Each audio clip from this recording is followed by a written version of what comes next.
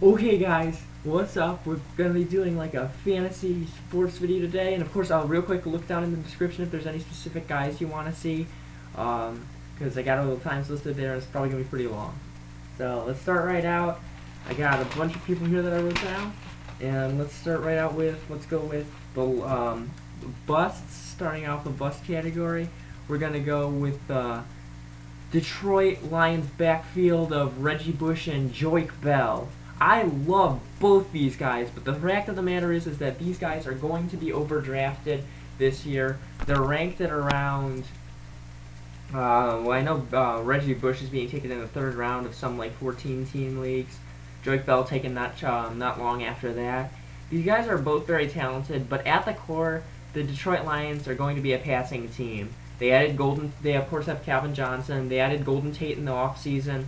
Drafted Ebron. So there's a lot of weapons there, and you know the rushing attempts are going to be split because they paid big money for Joique Bell, so it's going to be split between those guys. Reggie Bush has injury issues, so if I had to take one of these guys, I'd probably take Bell, especially in PPR formats because he's going to catch the ball out of the backfield.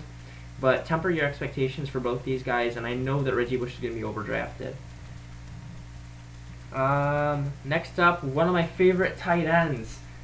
Probably a guy that I'm putting in both the sleeper and bust category, which doesn't make any sense. But it's Jordan Reed from Washington. Reports have been coming out of the camp that RG3 looks absolutely great. And with the outside receivers of Pierre Garçon and Deshaun Jackson, it should open up some opportunities over the middle from Jordan Reed. This guy is super talented. He had the fourth most targets of any tight end all year in a single game, when he had 14, and I forget what week it was. But this guy is super talented, good route runner, good hands, and he's going to get a lot of opportunities as well. RG3 is also looking good, so that Redskins offense should be better than before. One thing to watch out for is that he suffered a severe concussion last year, which knocked him out for the last 8 weeks. So that makes him, kind of in the risky category. But I think you could really hit pay dirt with Jordan Reed if you're not able to get Jimmy Graham early, one of the top tight, or if you're not able to get one of like the top 2 or 3 top tight ends. Okay, moving on. My next bust. Everyone's gonna hate me. It's Peyton Manning. Now remember, when we say bust in fantasy, it's about value, because people are going to be taking, after his 55 touchdown season last year, people are going to be taking Peyton Manning very early. If you're in a league with your friends, somebody's probably going to take him in the top 3, top 5. Don't be that guy. He can't repeat 55 touchdowns. It's just not going to happen. Losing Eric Decker was big. Emmanuel Sanders will be good for them, but losing him was big. We don't know what's going to go on with Monte Ball. The big problem with him was his pass protection last year, and that's why Moreno got all the time. So we'll see what he can do this year. And, relative to 55 touchdowns, that's where he's going to be a bust, because people are going to way overdraft him, especially if you're in league with some of your young friends, and guys are going to be taking him way too early. On top of that, Manning is a year older, and he's just a couple years removed from that nasty surgery. Of course he's over it, but, there's always the chance. So, getting a top running back, if you have one of those top 4 or 5 picks, is definitely the right way to go.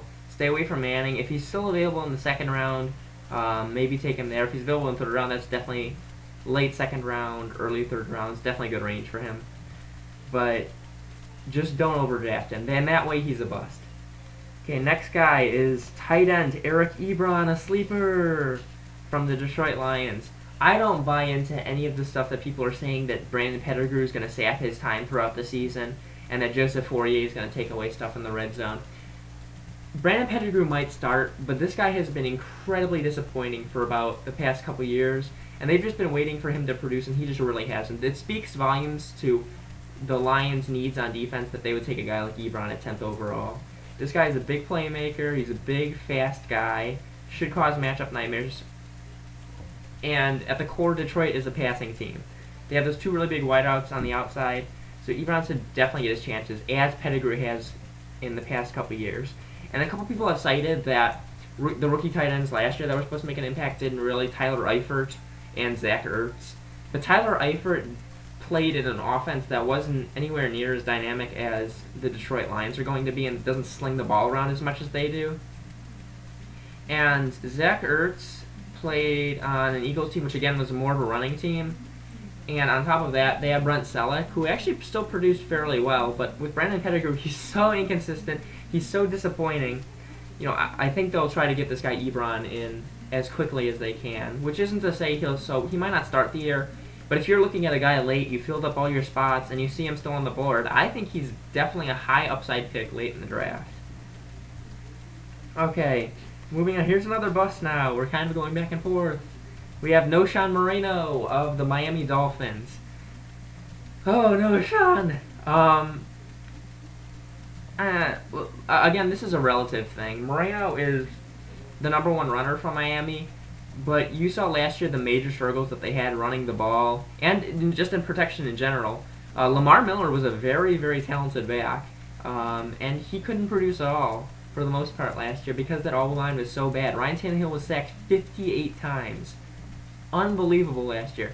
Now, they've worked with the offensive line, so it's gotten a little bit better, but still, relative value, he's going to be overdrafted because of the season that he had last year in Denver. Stay away from him, maybe in a PPR format if you didn't take a quarterback or a running back early and you need a #2 one or a flex, maybe, but I don't see him as anything better than flex value.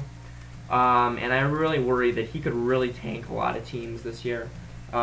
Just more reason to draft one of the top tier guys early, and stay away from Moreno. I could see him losing his job actually even to Lamar Miller at some point in this season. Let's go with a deep sleeper right now. James White, the running back from Wisconsin with the New England Patriots. Right now, he's projected to not even get a carry for the entire year from ESPN. So why is he on my sleepers list? Because it's the New England Patriots! It's the New England Patriots! New England guys routinely, especially with the running back position, they routinely shuffle guys in and out. Stephen Ridley has had fumbling issues. Shane Vereen is more of a pass catcher, he's more of the H-back kind of guy. And Brandon Bolden is he's decent, but he's just a backup. I don't see the upside with him. So,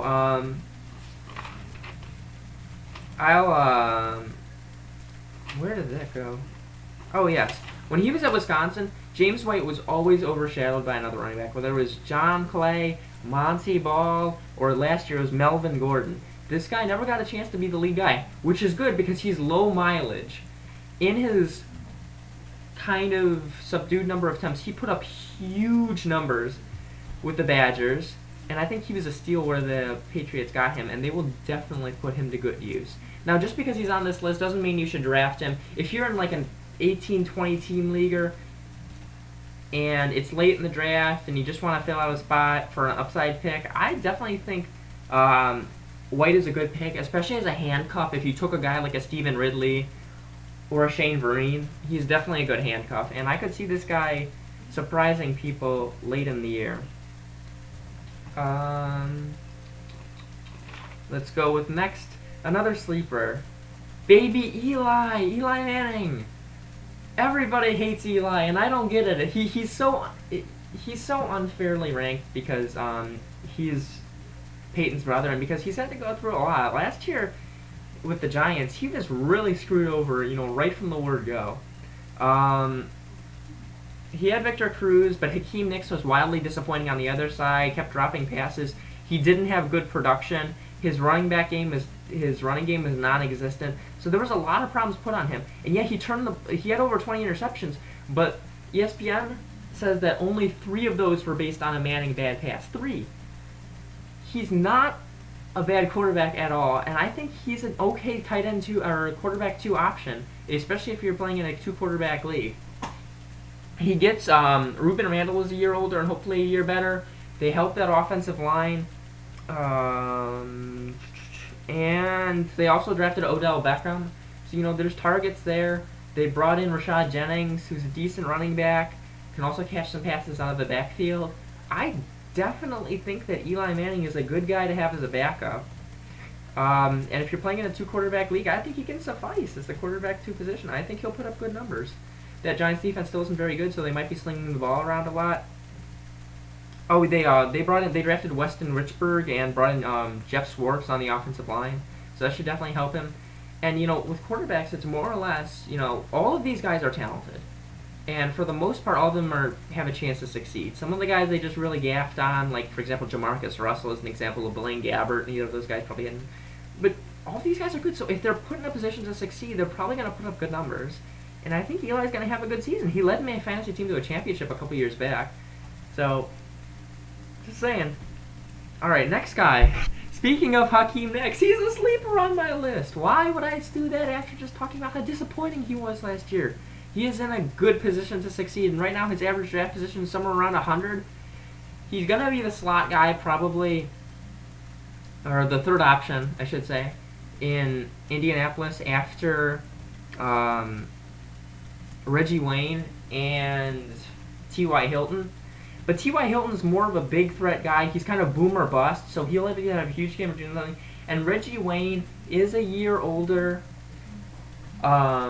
He hasn't showed any, and a couple years ago he did look like he was on the downside. Credit to him for putting together 2 more really good seasons, but he is a year older. You never know when he might start slowing down. Derek Rogers is pretty good, is an intriguing young prospect, but on top of, but I'm just saying Knicks will have his chances. Andrew Luck is improving year after year, and that Indianapolis run game is very suspect. So I'm just saying, I think that Knicks will get his chances. And last year, the only real problem with him, in addition to everything going wrong, in addition to all the drops, in addition to Eli's poor blocking, in addition to the bad luck that the Giants had, he still would have been 32nd in wide receiving points if he just caught 4 touchdown passes, but he was just totally ineffective in the red zone. I think he'll get those chances in the red zone this year. So I don't think it's inconceivable to see Knicks as a good flex play, potentially even working his way up into wide receiver too, if you see Wayne or Hilton falter. Next up is a very trendy sleeper pick, but he should be on the list nonetheless because I can't speak highly of him enough. It's Mike Wallace of the Miami Dolphins. As aforementioned, the Dolphins had an awful blocking game last year, with Tannehill being sacked 58 times. But this year, they worked with it, they retooled it a little bit, and if Tannehill just gets a little bit more time to throw, I could see Wallace's numbers skyrocketing. They paid him a ton of money, they're not going to go away from him, and they don't have another threat the way that Wallace is. They have Brian Hartline. He's a good possession receiver, but I could see Wallace having a huge year this year just based on the fact that if you cut down on the sack attempts by like 10, 15, 20, come on. So if Tannehill just gets a little bit more time to throw, that was the big problem. Wallace is a deep threat. He needs time to get down the field. Tannehill didn't have that time to throw, and that's where the year became a disaster for Mike Wallace. He's a trendy sleeper. A lot of people, I'm probably saying a lot of stuff that everybody's already thought of before, but you gotta love Mike Wallace. Oh, I have more written down than I thought I did. A bust, Jared Cook. This is more, he's not even ranked that high. This is more of a preemptive warning to all of you for when he inevitably probably has one really good game at the tight end position, and the tight end you drafted isn't working out, and you want to pick him up from the waiver wire. Don't do it. Don't do it. Stay away from him. This guy does not have very good hands. He's a guy that'll tease you by showing signs of greatness and then just going back to faltering. Not good. Stay away. Another couple of sleepers in the wide receiver category from the Green Bay Packers, both of them. DaVante Adams and Jared Abbrederis. Okay, quick poll. Who knew who Jarrett Boykin was last year? And Jarrett Boykin produced big, not only with Aaron Rodgers, but also with the guys behind him, which is more a statement than Jarrett Boykin. But anyway, the point is that the Packers sling the ball around a lot. They're throwing this more up-tempo, get the ball up to the line of scrimmage kind of offense. And the wide receivers will benefit. You could go 4 guys deep in the Green Bay Packers and still get a productive wide receiver. And given that Randall Cobb, he's coming off a big injury, if he can't stay healthy, these guys' fantasy values go way up. I would probably take Adams over Abbrederis, but I think both of these guys could make an impact. One or both of these guys could make an impact. On top of that, the Packers are lacking a presence at tight end. They're starting the season with, I think, Andrew Corliss as the starter. So they're not going to be getting it to them the way that they did in the past with Jermichael Finley. On top of that, Eddie Lacy isn't a big pass catcher out of the backfield. He's going to be slinging it to these wide receivers. So any of these guys that you can get, Boykin, Cobb, Nelson, and late in the draft, DaVante Adams or Jared Abbrederis can be high upside picks. Again, if you're like an 8-leaguer, 10-leaguer, probably shouldn't be drafting DaVante Adams or Jared Abbrederis. But if you're in a deeper one and you need a high upside pick for later in the season to fill out your bench, I would go after one of these guys. Okay, next guy, a bust. Oh, I hate putting him on this list, but it's Frank Gore. I love Frank Gore. Here's the deal. Frank Gore always produces well to start the season, and then he starts to kind of break down at the end. And the fact that he hasn't broken down yet is frankly incredible. You know, with running backs' tenure being so low these days, the fact that he's still chugging along just like the way he was a couple years ago, it's quite impressive. But the deal is that San Francisco's backfield now go with 4 guys deep. On top of that, you have Kaepernick as a running quarterback, but they drafted Carlos Hyde. Marcus Lattimore is very talented. If he can stay healthy, he's waiting in the wings. And they have Kendall Hunter, who's kind of flying under the radar, but he's a very capable runner himself. So the big problem here isn't going to be either a question of Frank Gore's production. I think his workload's going to go way down. Regardless of if he's productive or not, I think his workload's going to go down too far to be a running back 2 quality guy. I think he's going to be flex play at best. If you do take Frank Gore, if you're desperate for a running back late in the draft, make sure you take a guy like a Hyde or a Lattimore or even a Kendall Hunter as a handcuff, because you're going to need them. I could see this being finally the year that Frank Gore breaks the fantasy owner's back. That kind of works. Okay.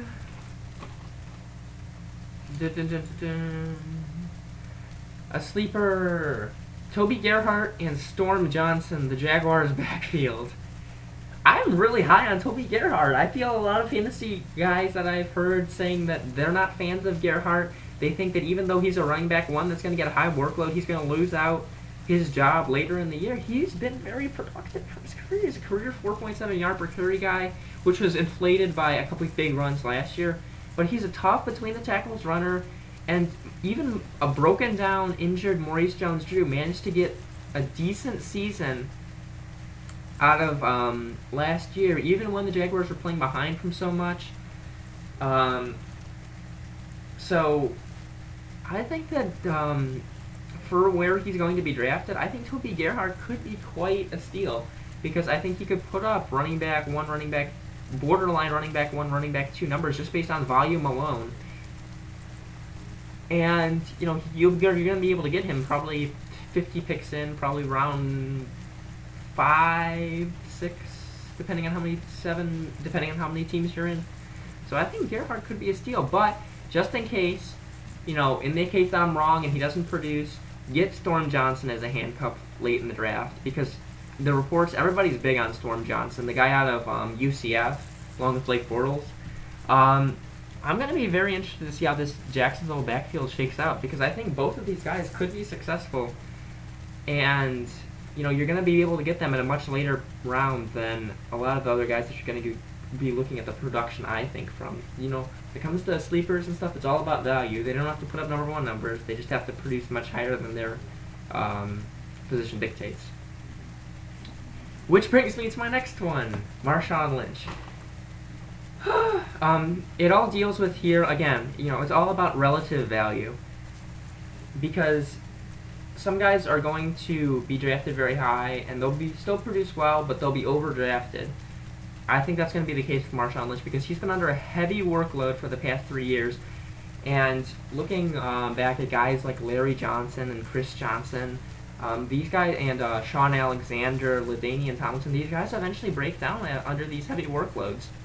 So, you know, and on top of that, the Seattle Seahawks have the young Kristen Michael, who they're extremely high on, and who looks like to be an explosive back, and so it looks like they're going to try to work him in more. Lynch is currently projected to like 4th overall in the ESPN rankings, but I wouldn't take him until if you can spot him somewhere in the 2nd round, then that's where I would take him. But I wouldn't take him any higher. Christine Michael's nipping at his heels. He looks good. Plus the concerns about his workload, his yards per carry dipped way down at the end of last year, and it was only at 4.1 for the season. Temper your expectations from Marshawn Lynch. And again, if you're going to draft him, try to get Christine Michael as a handcuff. Next, another bust. Another running back. It's Ryan Mathews.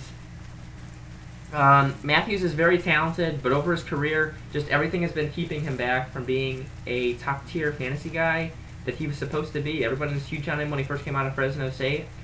And since then, a lot of people have soured on him, including me, because I've taken him year after year. And I was just hoping for one good year, and that finally actually happened last year when I didn't take him in the league, of course.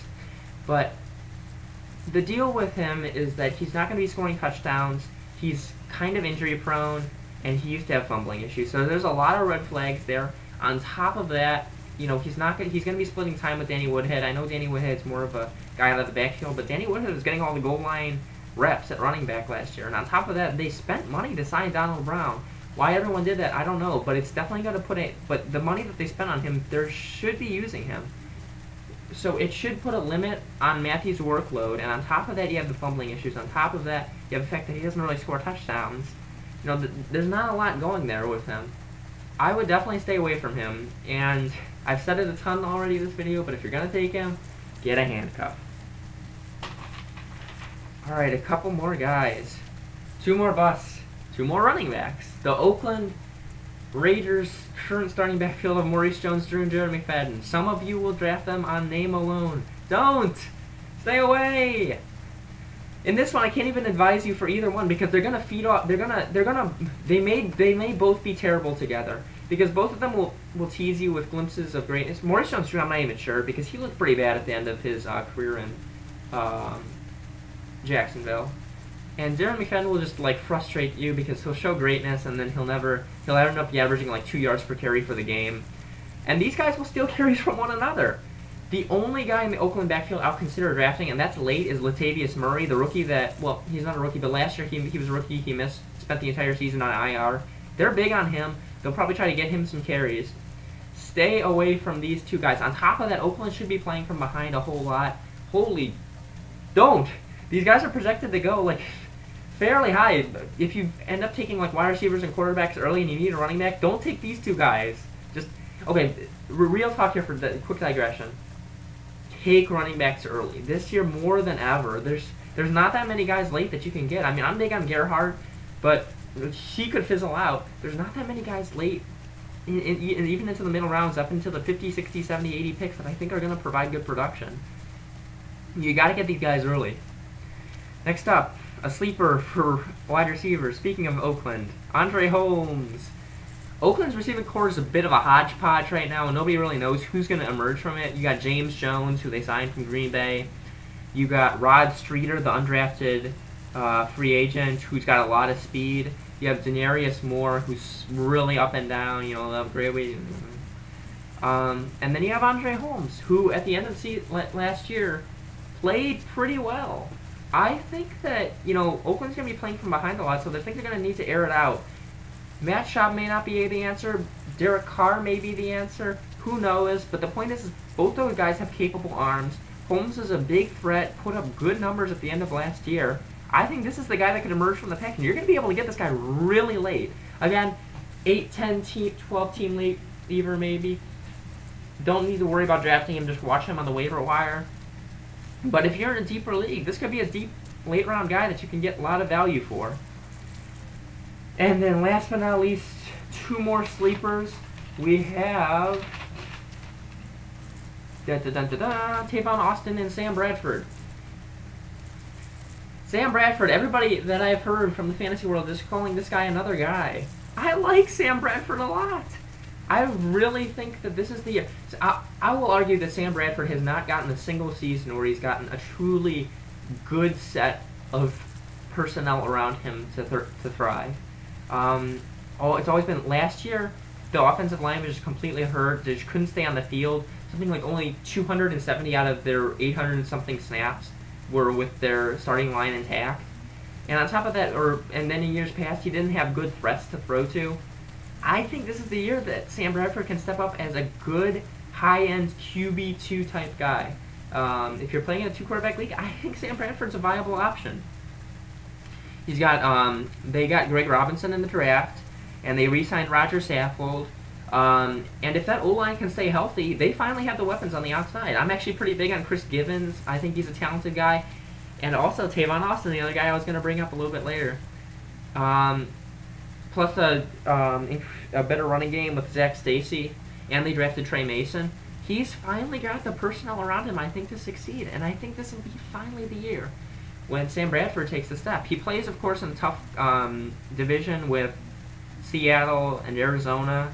So you're not going to be able to rely on him too much. But again, if you're drafting him as your backup, you only need him for those couple weeks that your starter might have a bye week or might have a really tough matchup. So if you can get him with those out-of-conference teams, I think he can produce.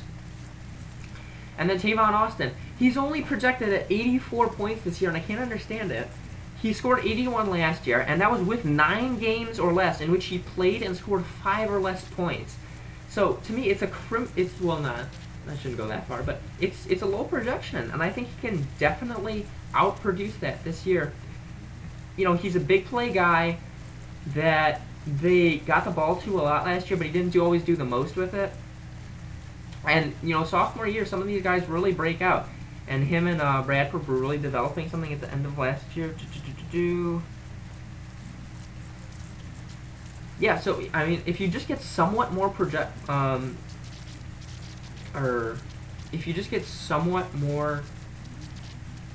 production from Tavon, I'm sorry, I'm kind of starting here, but if you get somewhat more production from him in consistency, he's gonna produce around in the 110, I think 120 point area. Because like I said, he's projected at 84. He had 81 last year, and that was with 9 games of less than 5 points.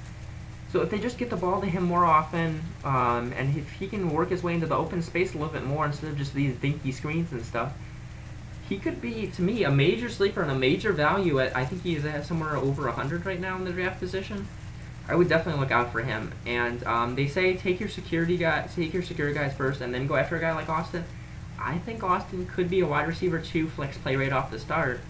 And I think he could be definitely a sneaky sleeper to put up huge numbers this year. Okay, well, if you made it this far, thanks. I apologize for stuttering through a lot of this. Don't have it all in my mad head, so, but thanks.